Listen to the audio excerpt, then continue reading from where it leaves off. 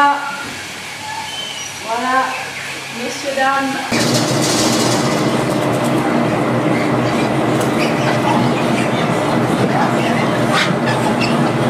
Alors le but du ramassage des œufs, ben voilà, c'est de ramasser des œufs propres.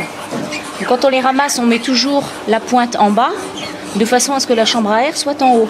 C'est-à-dire que quand les œufs partent après pour être couvés, eh bien quand le caneton se forme, il a toujours de l'air au-dessus.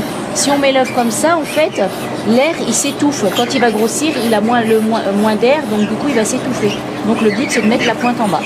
On passe un petit peu plus de temps aussi à enlever les cannes de leur nid pour pouvoir récolter les œufs, quoi. Alors là je tourne à peu près à 3600 animaux et à peu près 1050 mâles à peu près. On compte à peu près un mâle pour 3 femelles. Donc après quand le lot est présent, forcément on lui fait, il va faire une première ponte de 6 mois à peu près. Ensuite il va faire une période de mue. Donc là ça va être mon cas dans quelques temps là. Et en fait, la phase de mue, c'est une phase de repos sexuel, aussi bien pour les femelles que pour les mâles. Donc pendant cette période-là, qui va durer à peu près 3 mois et demi, j'aurai du rationnement à faire, c'est-à-dire que je vais les nourrir le matin, plusieurs descentes petit à petit, quoi. C'est que du rationnement, je n'ai pas d'œufs à cette période-là. Et donc après, elles repartent en ponte, donc à peu près 3 mois et demi après, elles repartent pour une deuxième ponte. Donc on fera une courbe également qui va monter comme ça et qui descendra petit à petit. Et à la fin donc ça va durer à peu près 6 mois. À la fin des 6 mois, le lot partira à l'abattoir. Parce que il aura fait son temps et puis voilà. En fait, je suis en EARL avec mon mari.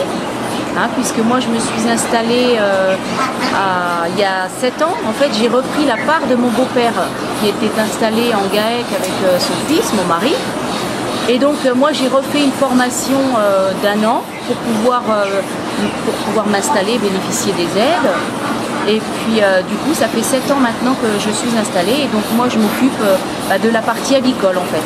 Donc j'aide également mon mari un petit peu avec les animaux. Alors les cultures, je ne touche pas trop aux cultures. Et un petit peu de compta, quoi. Tout ce qui est enregistrement, facture. Donc voilà, moi c'est ma partie aujourd'hui sur l'exploitation. Moi je fais tout toute seule.